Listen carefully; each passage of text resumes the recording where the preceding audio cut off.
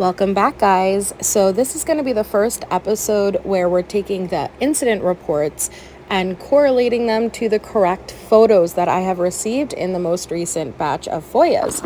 And the first up we're going to do is Bonnie. Now, Bonnie's situation, I feel like we're all pretty familiar and we have gone over this incident report before. But just to recap, what we're looking at is... So on April 20th, 2023, they had deployed a canine to do a free air sniff of the outside receiving area of the main jail after receiving information that narcotics were being placed there. So the canine gave a positive alert at the southeast corner where landscaping rocks were laid, and the canine began digging into the rocks and the landscaping mesh, and a gray grocery bag was recovered, which then had 2 Ziploc bags inside. So each bag contained loose cigarettes, suspected narcotics, which were blue baggies with a crystal substance in it, lighters, and alprazolam pills, which are more commonly known as Xanax. So from there, the Lee County Sheriff's Office Narcotics Unit was contacted and they assumed the investigation. So upon the arrival, they tested the suspected narcotics, which field tested positive for methamphetamine. In total, they had 59 cigarettes, 4 alprazolam pills, 4 lighters, and 18.77 grams TPW of meth.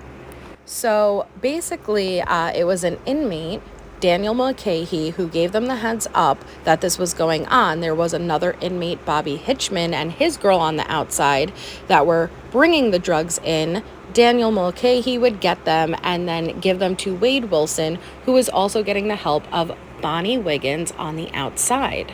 So from there, what they decided to do was monitor all of these inmates' calls and emails between them and the people on the outside that were doing the work for them. And they found a treasure trove in regards to Wade and Bonnie's communications, as they were very detailed, speaking about bringing the narcotics into the jail. So it goes on to explain how on April 19, 2023, there were phone calls made between Wilson and Bonnie, and the verbiage was not direct but implied a narcotics transaction would take place. A camera positioned on the courthouse facing that outside receiving area captured footage of an unknown vehicle parking at the bus stop at approximately 2:25 a.m. on the 20th, and an unknown person is then seen running into the receiving area where the narcotics were located. So they went on to find that on April 20th, they were reviewing jail phone calls, and a phone call was placed by Wilson to Bonnie at 4:16 p.m. Wade Wilson was agitated with Bonnie and was talking about where the package was left. And at the 3-minute, 30-second mark, Wade mentions that it was the last night to attempt to do this because nothing was going to be able to happen Friday, Saturday, or Sunday. A handwritten note was located by correction deputies in the laundry room, and we're going to see that note just here in a little bit, but the note read, quote, "Was good. Dude, red fell off, so I had to use the 2 hose to handle up. It's there, cool. It's not at the pole, bro. The bitch put it in the corner by the pole, under the rocks, and it's covered a little bit by the black tarp that's covering the rocks.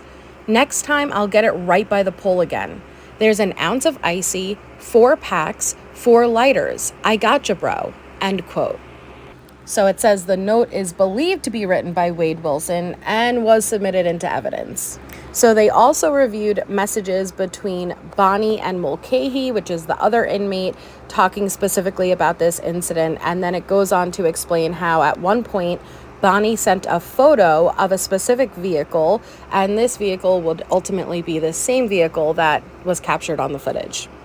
So on April 26, 2023, they reviewed phone calls that transpired between Wade and Bonnie, but Wade was using another inmate's PIN code to try to throw off the monitoring of his calls.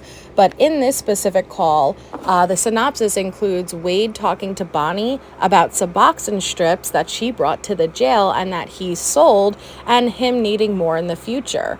And that is actually going to be what our next video after this one will be about. We're going to go through those photos.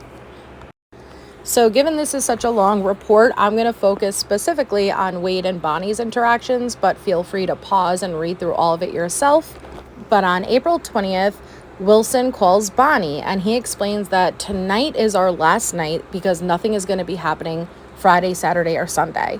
And just as a reminder, we started off this report on the 20th with them finding the 2 bags of narcotics after doing a free air sniff with the canine. So basically, everything I'm reading right now is the evidence showing that it is indeed Bonnie and Wade and the other inmates who were responsible for those narcotics being there. So on April 22nd, Wade calls Bonnie and he asks Bonnie, "Did my friend text you?" And Wilson talks about his friend communicating with him, and he spells out the literal name Mulcahy. And Wilson tells Bonnie to message Mulcahy asking him, quote, "Where my shit at?" Now don't forget, Mulcahy is actually the trusted inmate who gave them the heads up in the first place that the drugs were coming into the receiving area. So Wade calls Bonnie, and Bonnie says that she can ask, quote, Red about it. And if it's still there, she can move it. So again, we've heard this call on phone calls from prison where Wade is getting really frustrated with Bonnie because she didn't put it exactly next to the pole like she was supposed to. And Wade was even considering having Bonnie go back just to move it. So these were the exact 2 bags of narcotics that were actually confiscated and never got to Wade. April 25th, Wilson calls Bonnie and he asks Bonnie to put a few Suboxone strips to the side for him. Wilson calls Bonnie again and they talk more about the Suboxone strips, and Bonnie says that she can get 5. Wade asks for 6 because he needs an even split. Wilson calls Bonnie from Robert Hudson's PIN, because remember he was using another inmate's PIN, and Wilson asks Bonnie to add Bobby Hitchman to jail mail. Then Wilson calls Bonnie from, again, Robert Hudson's PIN, and he asks Bonnie to add Hitchman and tell her to send him a message, quote, "What are we doing? I'm still out here." And when he messages back, to have him try to hit up Red because he knows Bonnie won't want to do it again. So I'm jumping down to the bottom part, which is between Bonnie and Wilson. On the 27th, Wilson calls Bonnie again from Robert Hudson's phone, and he asks Bonnie if she talked to someone because he might try to deal tomorrow. Wilson calls Bonnie again, and he asks Bonnie to message Hitman, quote, "What are we doing? I'm still out here." Wilson calls Bonnie, and Wilson states that they'll try to call Red later. Wilson calls Bonnie, and Bonnie advises that Red did text her. Bonnie's voice is very low, though, making it difficult to understand. So basically, it just continues on and it details the communications going back and forth between Wade and Bonnie, and then Bonnie and these other inmates, specifically talking about the drops and this future drop that they plan to do. Then they go on to specifically talk about this next drop that they are going to make on Saturday night. So while they're talking about it, they get into a lot of detail while talking about Del Toro being involved and Del Toro putting it in the same spot as before, and Wade is going to tell Del Toro to wait if he sees maintenance people. They also make sure to let Del Toro know that he will get a 3-piece in return for doing all of this. So obviously, after monitoring all of these communications, they believed a narcotics drop was going to be conducted April 29th, which was that Saturday, and they planned an operation to intercept the narcotics that were going to be dropped that night. They checked the receiving area ahead of time for any contraband of narcotics, which showed a negative result. And they made sure that multiple undercover detectives were watching the receiving area of the jail, while also another team were conducting surveillance on Bonnie Wiggins' home. While conducting surveillance at Bonnie's house at approximately 9:09 p.m. on that Saturday night, Bonnie entered a blue Audi, the same Audi that she literally took a photo of and sent to Wade through the jail communications, with an unknown male who was later identified as Devlin DeWitt. And the vehicle traveled to a Firehouse Subs and then traveled to a racetrack. While at the racetrack, 2 other people approached Wiggins and DeWitt, and the other 2 people were identified as Antonio Del Toro and Tamara Paul. So the 4 of them stayed at that racetrack for approximately 3 hours. And then at 11:45 p.m., they entered the blue Audi again and departed to the 2115 MLK Boulevard, which is the jail. So the vehicle drove past the receiving area and it made circles in the area. And then the vehicle returned back to 2115 MLK Boulevard, again, the Lee County Jail, and stopped in front of the receiving area. While under surveillance, the passenger, Antonio Del Toro, exited the vehicle and jumped over the gate arm. Del Toro then ran into the receiving area to the rear of the trash compactor. Once Del Toro exited the vehicle, the driver, DeWitt, circled the area and then returned several minutes later and picked up Del Toro. The vehicle then traveled north onto the business US 41 bridge while detectives continued surveillance on it. And then the tactical narcotics team eventually caught up to the vehicle and they stopped it at the racetrack again. And all suspects were removed and secured. And then the K9, which name was Atlas, conducted a free air sniff of the vehicle, which had a positive alert. And due to the positive alert, a vehicle search was conducted. So TNT had located 1.2 grams of methamphetamine inside of Del Toro's green book bag. They also located 9 grams of fentanyl, 9.2 grams of methamphetamine, and 11 strips of Suboxone inside gray bags. And those items were found in gray bags on the front passenger floorboard underneath the front passenger seat where Bonnie Wiggins was sitting. They also located 0.58 grams of fentanyl and 0.28 grams of methamphetamine in Paul's zebra purse. The narcotics were field tested, and it was also discovered that DeWitt was driving on a suspended license. And so back at the receiving area where it had their own team monitoring, they actually witnessed Del Toro jumping over the arm and making the actual drop, but they did retrieve the narcotics, which was behind the trash compactor. There were 2 packages made of plastic shopping bags with tape on the outside, and those packages included 8.85 grams and 9.18 grams of methamphetamine, cigarettes, and 4 lighters. And the narcotics were field tested and were positive. So they were able to conclude that both drops were from this group of people because the first one on April 20th that they confiscated and this one both had the same style cigarettes, lighters, and meth packaging, and both drops were located also in 2 bundles. So all of the packages were ultimately submitted into evidence, which we are going to look at next, and the suspects were transported to the North District substation. Interviews were conducted. Wiggins was read her Miranda rights, and she agreed to speak with the detectives. So the following is not verbatim, but has been paraphrased. So Bonnie said that she was at her home and she left in her blue Audi with DeWitt as the driver. She said that DeWitt drove because she did not want to make the drop. Wiggins and DeWitt drove to the racetrack, met with Paul and Del Toro. They entered the vehicle and they drove to the jail. Del Toro exited the vehicle, made the drop as they circled the area. Walkie-talkies were utilized during the drop, and Del Toro called them on the radio when he was ready to be picked up. DeWitt then drove with the occupants and picked Del Toro up.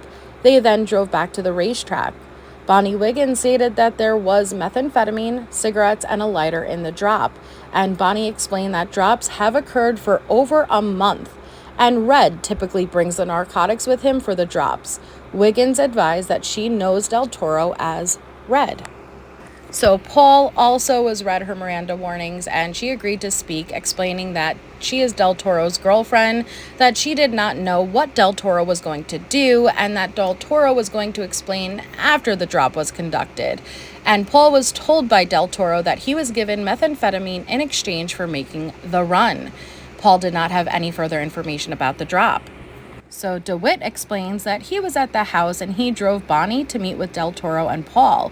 DeWitt explained that he drove for Bonnie because she was tired.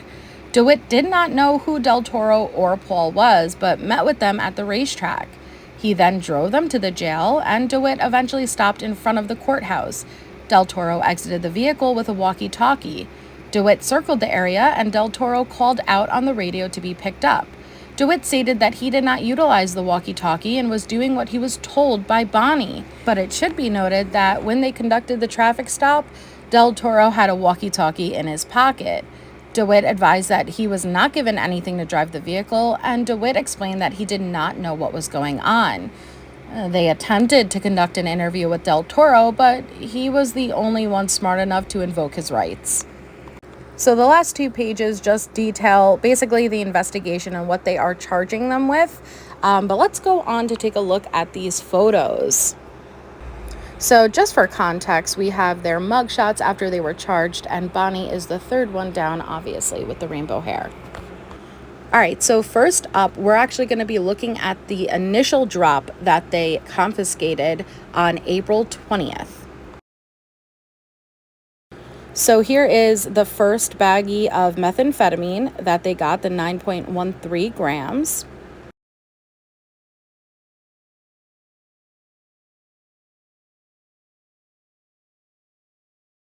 This is what it looks like after they dust it for fingerprints. Then we're going to see the next baggie, 9.64 grams of methamphetamine.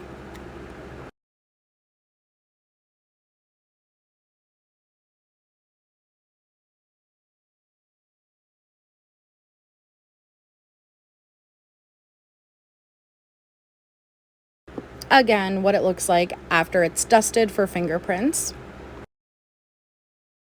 We're going to move on to the blue alprazolam pills, more commonly known as Xanax. You're going to see a total of 4, 2 in each baggie. The second baggie, I don't know what happened to it, but they became broken along the journey.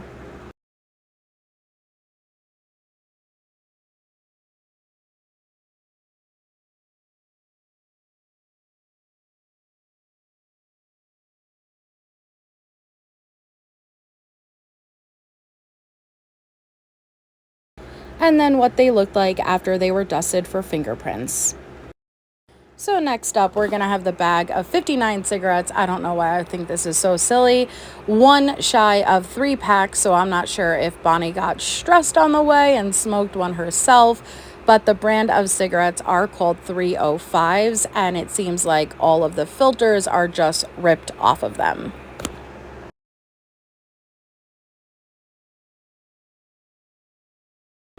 So here we're going to have what the drop was made in. It seems like a pretty standard Ziploc baggie and then put into a shopping bag. If you know what store this shopping bag's from, leave it in the comments down below. But then you're just going to see a bunch of that additional tobacco dust kind of shimmied along the table around it.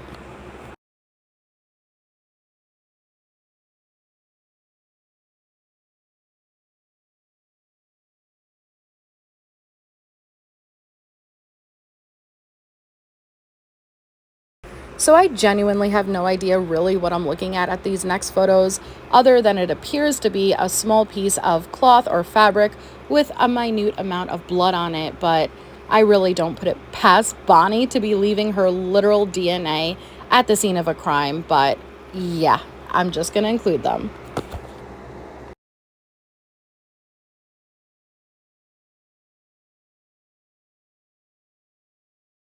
The next photos are going to show the Bic lighters that were also included.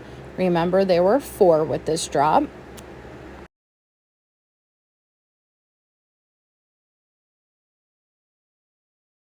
So last but not least, for the evidence collection of April 20th, we're going to have that handwritten note that none other than Wade Wilson wrote. And so on one side, it's going to say love. And on the other side, it's going to say, was good. Dude, red fell off, so I had to use the hose to handle up. It's there, 100%. It's not at the pole, bro. The bitch put it in the corner by the pole, under the rocks, and it's covered a little bit by the black tarp that's covering the rocks. Next time, I'll get it right by the pole again. There's an ounce of ice, 4 packs, 4 lighters. I gotcha, bro. And so this is what the note's going to look like after they do the testing for the fingerprints, and that's what you're going to see with the purple powder.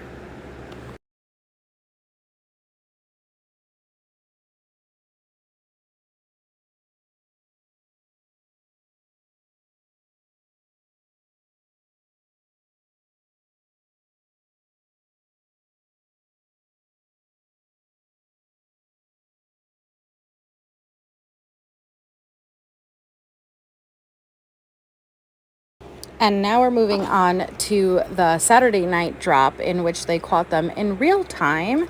And we're going to be starting with the lighters. There were 2 Bic lighters found in each of the bags. This bag had the yellow and pink one.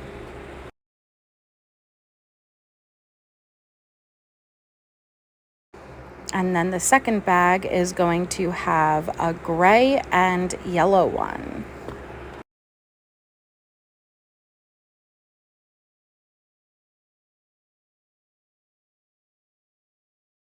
Then we are going to see the 9.18 grams of methamphetamine, which is going to be bagged just like the previous batch of photos. We're going to see the original bag first, and then we're going to see it followed by the bag once it's dusted for fingerprints.